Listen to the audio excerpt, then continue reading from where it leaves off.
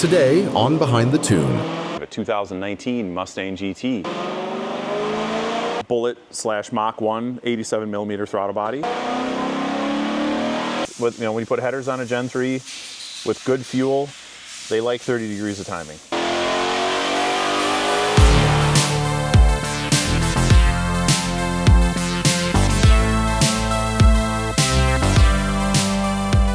What's going on, guys? Matt at Middleton Motorsports here. Another episode of Behind the Tune. So up in the dyno today, we have a 2019 Mustang GT S550 car. Obviously, Coyote 5-liter, obviously. So this is a Gen 3 Coyote. And this gentleman road races this car. And he came from a couple, 3 states away to do a track day this weekend up at Road America. And he scheduled an appointment with us a while back to get it on the dyno and have a some dyno tuning done. So, obviously he's got some suspension stuff done, track focus type of build. He's got, diff cooler. He actually has a GT500 catback on it, a muffler system on it. So he's got the GT500 rear valance along with a diff cooler and some other cool stuff, some other trick stuff like that going on with it.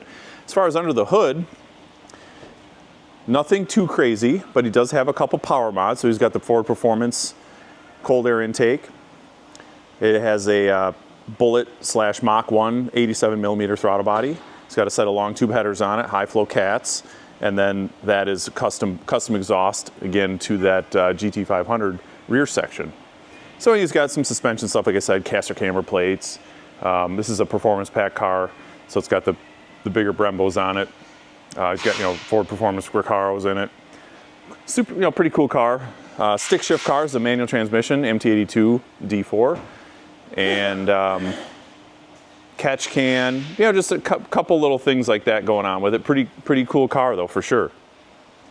So pump gas, I'm assuming he's got 93 in it. I did not ask him if he was 91 or 93, but I'm assuming based on what I'm seeing for numbers, timing, and the like, it is 93 octane.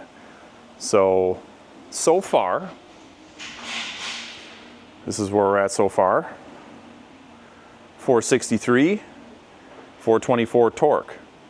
Pretty strong numbers for pump gas. I'm pretty happy with that. Obviously, when you get these cars up on the 85, they'll make even another 20, 25 more. So, yeah, this is doing pretty good. I'm going to do one more pull and not change anything on the tune, obviously. I'm just going to do one more pull over the top of the calibration that this dyno was on. And car's been cooling off for maybe 15 minutes. Typically NA cars don't really pick up much, but we got a crisp fall day here today, so we may pick up a little bit up in the, kind of across the board, but I think we're going to probably pretty much overlay. It's been pretty consistent pull to pull. This is probably, I think this is about my 5th pull on it, just getting some stuff dialed in. I've been really focusing on, again, being a stick shift car and a road race car. I try to really focus on power across the entire band. You can see I'm pulling this thing from down at 2,000 RPM, just because I want to make sure that I'm maximizing kind of the whole power band. Just in case, with road racing, sometimes certain tracks, you don't want to necessarily downshift, because it kind of rubber bands, kind of that rubber band effect where you're kind of coming into a corner and you're at 6,500 RPM and you're coming out of the corner and it's almost like you have to shift as you're unwinding the steering wheel coming out of the corner, and that's not necessarily favorable. It also can disrupt the rear tires when you're trying to downshift into a gear and get the RPMs up real high, even with the rev matching. So some of those instances you're going to leave it, let's say 3rd or 4th gear instead of downshifting a gear, but that's going to kind of put you down. Sometimes it'll kind of put you down at the apex when you're trying to roll back onto the throttle at a kind of a lower RPM. So you want to try to maximize some of that lower RPM torque. So spitting out of corners, you got as much as you can possibly make. Especially for a normally aspirated car, when he's got a Supercar 3 tires on, I believe they're Supercar 3Rs. So he's got a stickier tire. Those tires get warm, they get sticky, and this car's going to have really good traction coming out of the corners. These S550s are real good at putting power down out of the corners. So you want to try to maximize, you can get on the throttle as fast as you can, and sometimes you're down in those bottom RPM ranges and you want to have as much power down there as possible. So, bringing the power enrichment in quicker down there, the Ford strategy delays on these Gen 3 Coyotes, it delays the power enrichment at the lower RPMs. I correct that, make the power enrichment come on quicker, pretty much immediately. Anything above 2,500 RPM, it's just coming on immediately, so there's no delay. Yeah, I think that kind of covers it. There's nothing too crazy going on here. Just a couple bolt-ons. But again, we're trying to maximize what he's got bolted onto the engine. So I'll set the camera down. We're going to do one more pull. We'll take a look at the dyno, and then we'll take a look at a data log and go over that. And we'll wrap this one up.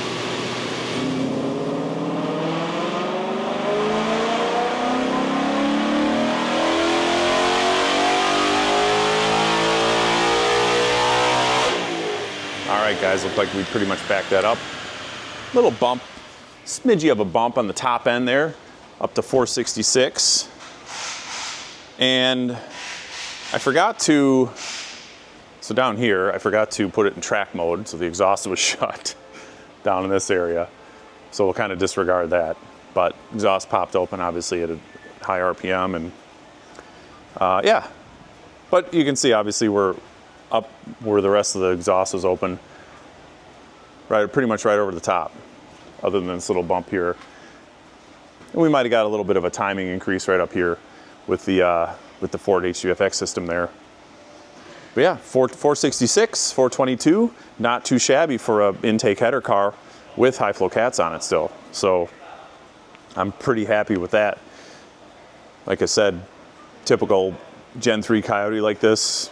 It's about right. It's about where we should be.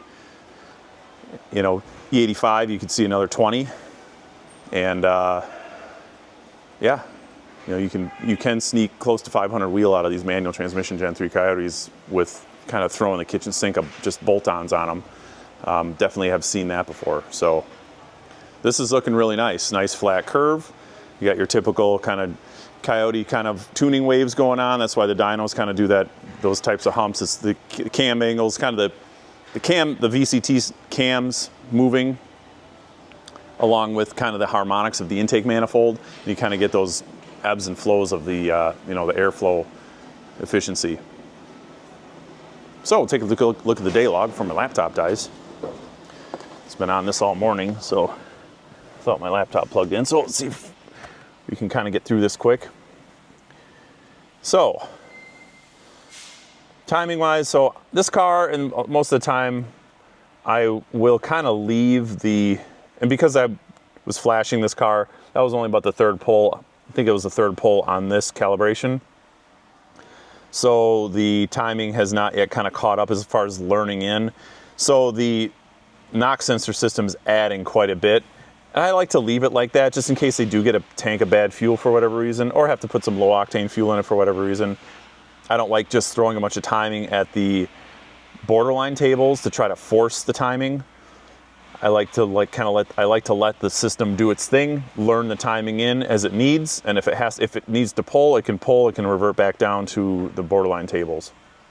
So you can see the knock system, the HDFX system is adding quite a bit, and I'm okay with that because it'll learn those values in over time, and again, we're, you know, MBT, I did add some timing, so we're up near, we're touching 30 degrees, but that's where these Gen 3s, with, you know, when you put headers on a Gen 3 with good fuel, they like 30 degrees of timing. You know, once you get them up over 6,500, 7,000 RPM, that's where they're happy. So I think the timing, the knock sensing system will add up to 10 degrees. So you can see we are, you know, in the mid-range here. We're right up, almost right up against there. But again, these systems are learning and they self-correct. So these Gen 3 Coyotes have 4 knock sensors, and the knock sensing system is very accurate. Especially when you're running gasoline, it's very accurate. So that's what Ford tuned the knock sensing system into as far as frequency goes, is gasoline. So yeah, it's definitely got decent fuel in it, and it's allowing a decent amount of timing, and that's why we're seeing a decent number out of it. So air fuel ratio, again, the factory pretty much gets it right. Again, I try to bring the fueling, the enrichment in faster, because down in the bottom end, they don't bring it in very quickly. They delay it. And I think there's especially again, when you're, in a road racing situation, you're using the car in a little bit more dynamic fashion. Bringing the fuel in fast I think gets you a little bit better throttle response. Even in the low RPM, you get better power, better torque out of them. So I'm bringing that fuel in a lot faster than you would see. The factory delays it out past, I want to say 3,000 RPM or up to 3,000 RPM, and I bring it in quite a bit sooner. So you can see here it's richening right after 2,500. It's richening up fast. So, but fuel trim wise, it's pulling a smidge. We're pulling 2-3 degrees, or 2-3% here. That mass air, or the Ford Performance cold air, took a little bit of adjustment, 8-10%. I had to add to the fuel curve. That combined with the bigger throttle body, changed the mass airflow curve just a smidge, but that's correctable. Obviously, not too hard to do that. Yeah, and then from there, I just made some adjustments I played with the cam angles a little bit. There really wasn't a whole lot there, just a smidge, and made some adjustments to the MBT tables mostly to allow this to have more timing. Also, this cylinder pressure table, I've talked about cylinder pressure limit tables before. This is kind of an overall limit, and I'll raise this up, 3-4 degrees over stock to make sure we're not going to hit that. And then I go through the MBT tables on a setup like this, and I will add to the borderline tables. Wide open throttle, obviously the IMRCs are open, you're using map point 14 and up, and mostly at wide open throttle you're using 20, 21, 23, 24, these higher map points in the high RPMs. So I'll add a little bit to borderline tables in the top ends. The factory actually tailors the timing down. It tapers the timing off when you come past 7,000 RPM. These MT82, the Gen 3 Coyotes, so the 2018 and up MT82s, have a wider ratio. They went to a 1-to-1 fourth gear versus a 1-to-1 fifth gear. So the gear spread got a little wider, and your shift recovery RPM drops a lot more. So I kind of encourage guys with the manual transmission Gen 3s to don't be afraid to rev them, even after the power falls off. It starts falling off after 7,000 RPM. Keep pulling them, because the RPM, especially like the 2-3 shift, the 2-3 and 3-4 shifts drop quite a bit. Your 1,500, 1,800 RPM drops. So you want to trying to keep it in that power band where you're trying to keep it above 5,000, 5,500 RPM. You need to have a shift point over 7,000. So I encourage guys to do that. The engines are perfectly capable of doing it.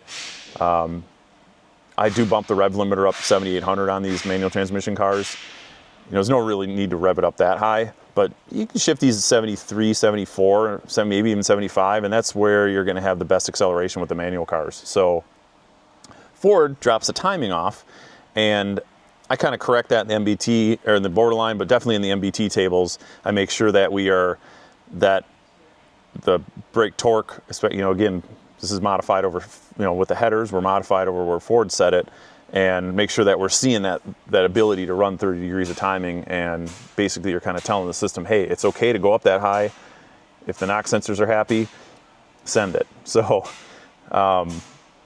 yeah, I make some adjustments to all the MBT tables, especially in the appropriate mapped points. So you can kind of see here at the high RPM here where, 23, 24, these are going to kind of blend between all 14 map points. Anything above 14 and up. But you can see it's weighted pretty heavily on 23 and 24. As you kind of scroll across here. So yeah, those upper map points, I make sure that the MBT, and I can take a look at that. We can kind of look at that. So you can see here, MBT Advance. So you can kind of see I'm up there, 29.7, 29.9. That's kind of where I set my MBT tables. The factory will have that drop off to 27, 26 even, and you're losing power then. So we want to try to make power up here as high as we can, again, because the shift recoveries on these D4 MT82s is pretty wide. There's a pretty wide range of, RPM drop between shifts. So yeah, again, you're just trying to, once you put intake and headers on these things, they breathe a little better up top, and that's why we tune these things, take advantage of that stuff. So, but yeah, everything's looking good. The fueling looks really good. Again, he gets this thing on track. the system's going to learn a little bit more naturally, learn a little bit more timing in. But again, I like leaving that system intact, so if he does have to put lower octane fuel in it, it's not trying to force too much timing. It's allowed to pull some, you know, it's okay with pulling some of it out. He's got good fuel in it right now, and it is putting the decent amount of timing in it. It's adding a decent amount of timing. So yeah, I think that's going to wrap it up for this one, guys. Appreciate you guys watching, and I got a couple other cars I got to get onto this afternoon, so I'm gonna go take this one for a ride. And I know these guys are anxious to pick this one up because they are going up to the track tonight and they're racing all weekend with it. So I got to get this off the dyno, take it for a little spin, and get them on their way. Thanks for watching, guys. Check back on our channel always for new content, and we'll talk to you guys later.